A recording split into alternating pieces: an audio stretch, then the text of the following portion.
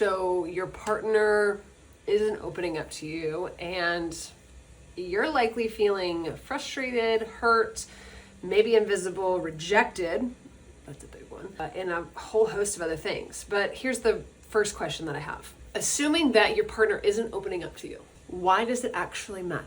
I think, personally speaking, it matters because in order to develop and foster and cultivate emotional intimacy, there has to be a level of openness and reciprocity between the two people. And so if your partner or you isn't opening up and isn't being at some level vulnerable and sharing things that you're feeling and experiencing and noticing and all those types of things, then it gets really hard to cultivate any sense of depth in the relationship. And so emotional openness and healthy, effective communication in relationships, I think, is essential. Now, we could get into and define even further, like, what does it mean to be emotionally open or vulnerable? But that's so specific and so determinate on an individual basis. But in general, when we think about openness in relationships, assuming that the relationship is safe, there isn't abuse of any kind of going on, emotional safety in the relationship is present, then to be,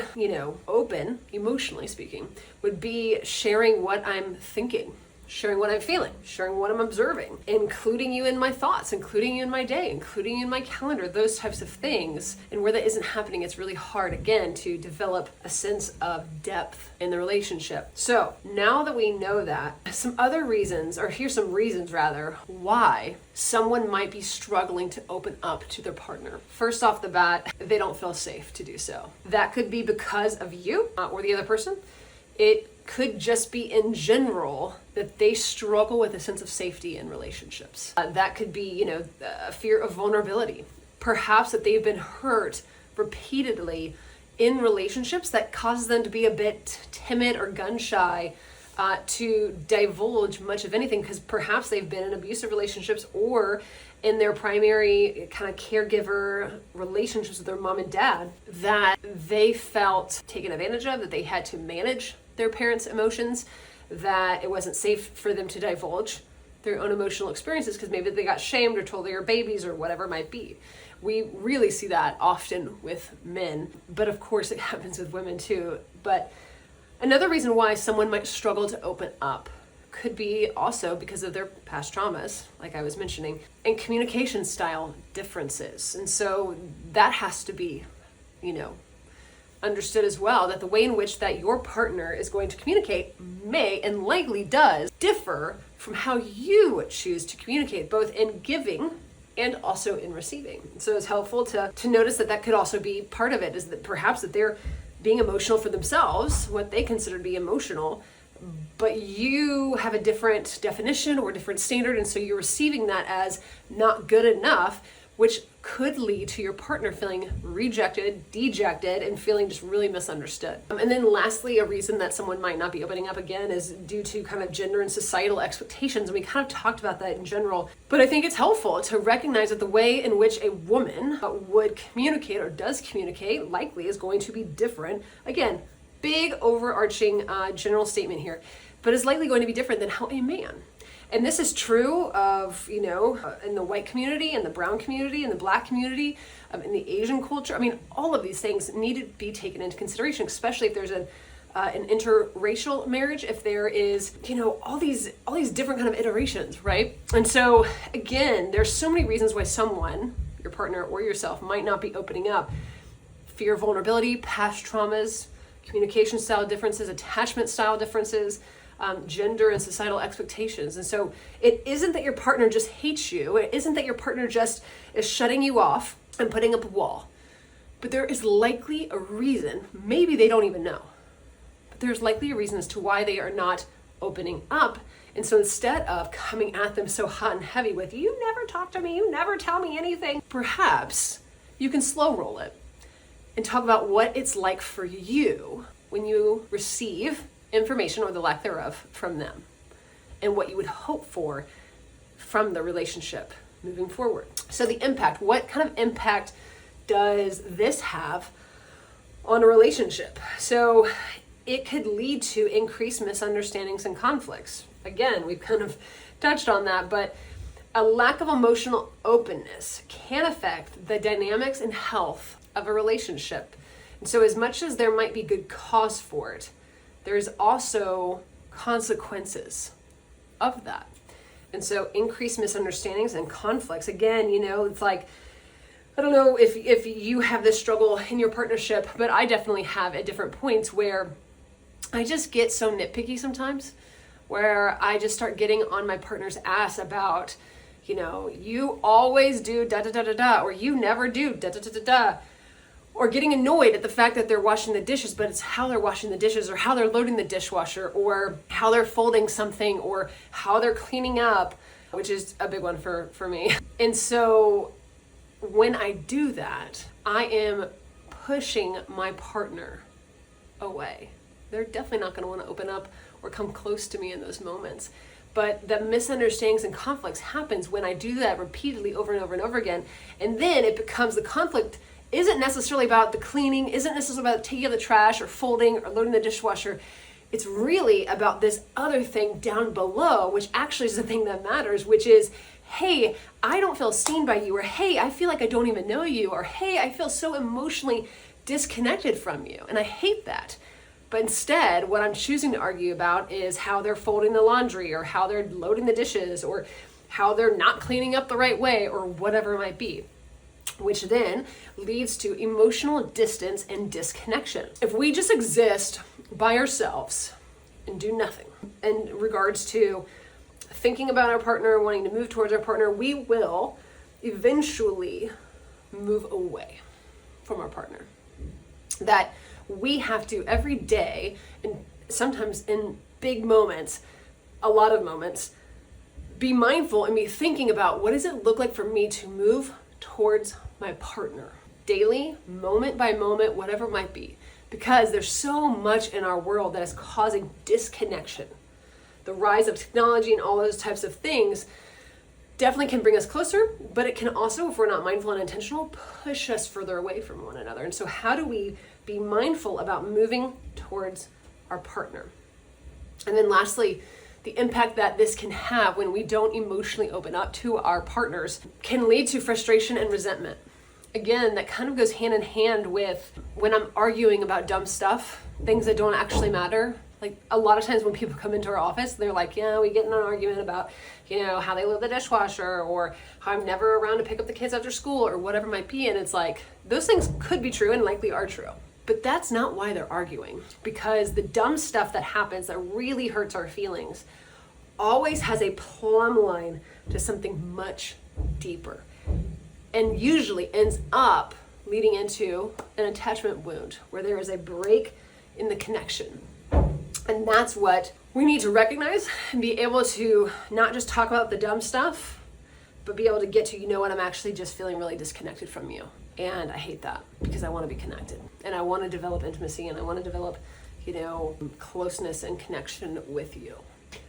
And so some practical advice for helping your partner to open up, and also for you, right? Because it's not just about your partner not opening up as if you get off scot-free, come on. But we want to create a safe and non-judgmental environment. And that's really hard to do.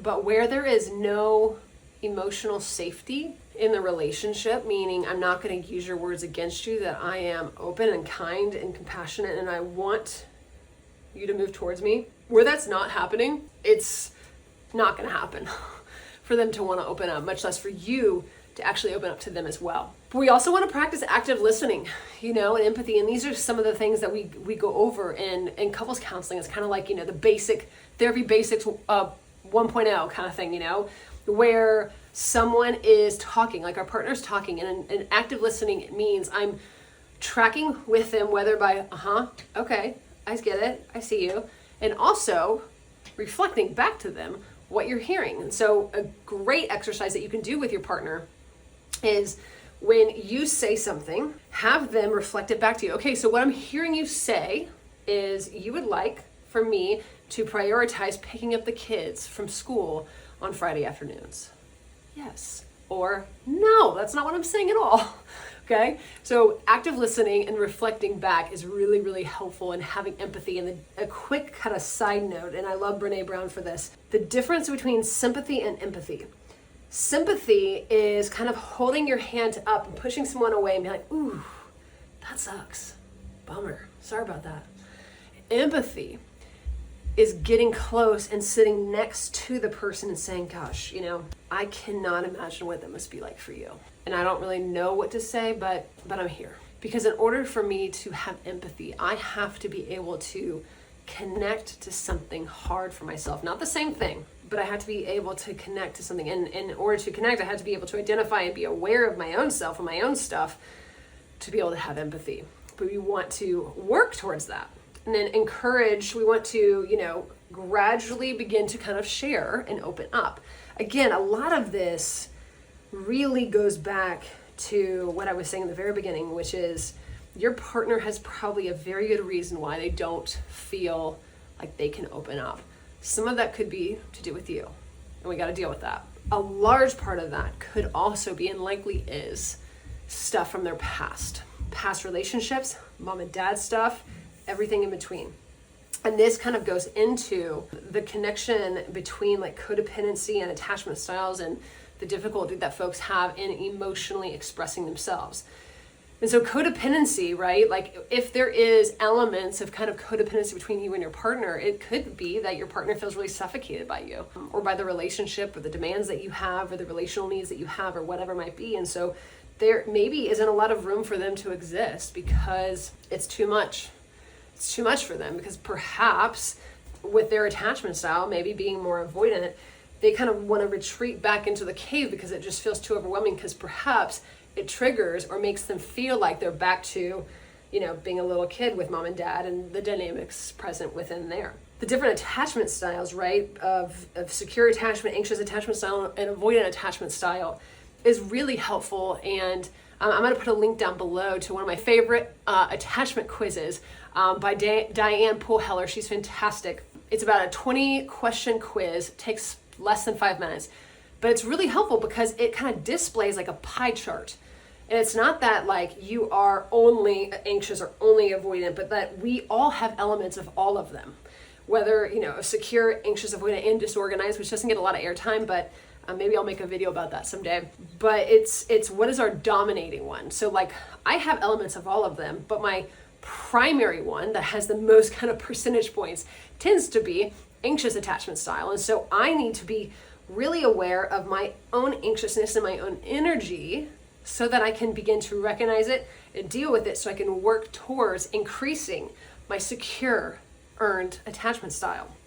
And so the anxious attachment style, very simplistically, and I have other videos on this, so I definitely encourage you to go check that out. But an anxious attachment style is the sense of they're not confident that when there is a disruption or a disconnection in the relationship, that a repair is going to happen, that they feel like it's all on them to do that.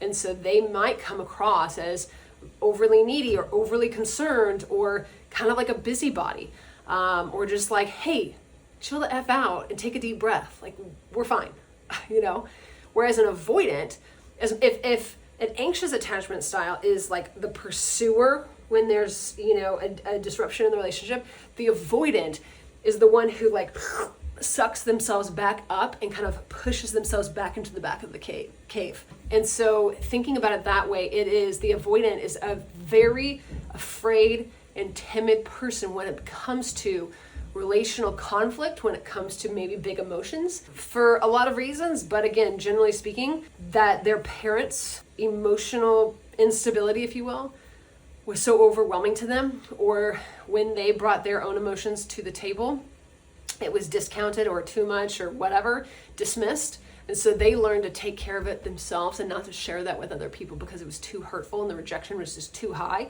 So they kind of go back into the cave to deal with it. And in order for them to come out of the cave, there has to be an immense amount of safety, because otherwise it's too scary and they're just not going to come out. And so it's helpful, again, to kind of understand these pieces and why couples counseling, marriage therapy, all of those things can be so incredibly powerful. And oftentimes when people come in for couples counseling, we often recommend like, hey, do some individual work first so we can kind of, have our bearings and some understandings to kind of have things to hang our hats on, so to say, so that we can make the most. And it's not just low-key individual therapy for this one partner and the other partner's just privy to it and bearing witness to it, which can be really cool, but often isn't the whole point of couples counseling.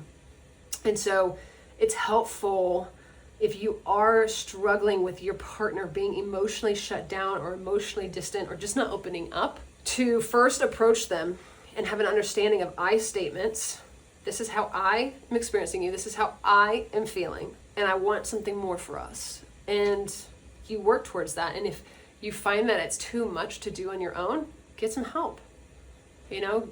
Find a good couples therapist or marriage counselor in your area or online or whatever it looks like for you.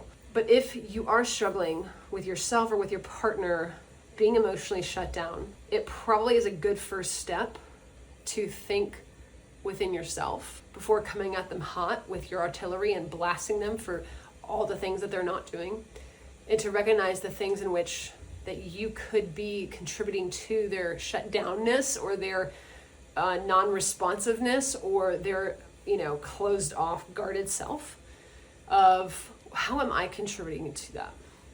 And can we consider our partners as little kids who are just trying to figure out how to navigate like the waves of wildness of emotions? Because that's more often than not probably what's happening, is that your partner is feeling like a little kid, and that sucks to feel that way. It sucks, when you were 10, when you were 12 and you were feeling that kind of way, and it really sucks when you're 30, 40, 50 plus and you're feeling that way. And sometimes it's really hard to admit that. And so can we have a sense of compassion for ourselves and for our partners? If you found this to be helpful, please share it. I would love for you to subscribe to the channel for all the more goodness, and so you get first dibs and notified whenever I upload new stuff. But thanks so much, and until next time, we'll see you later.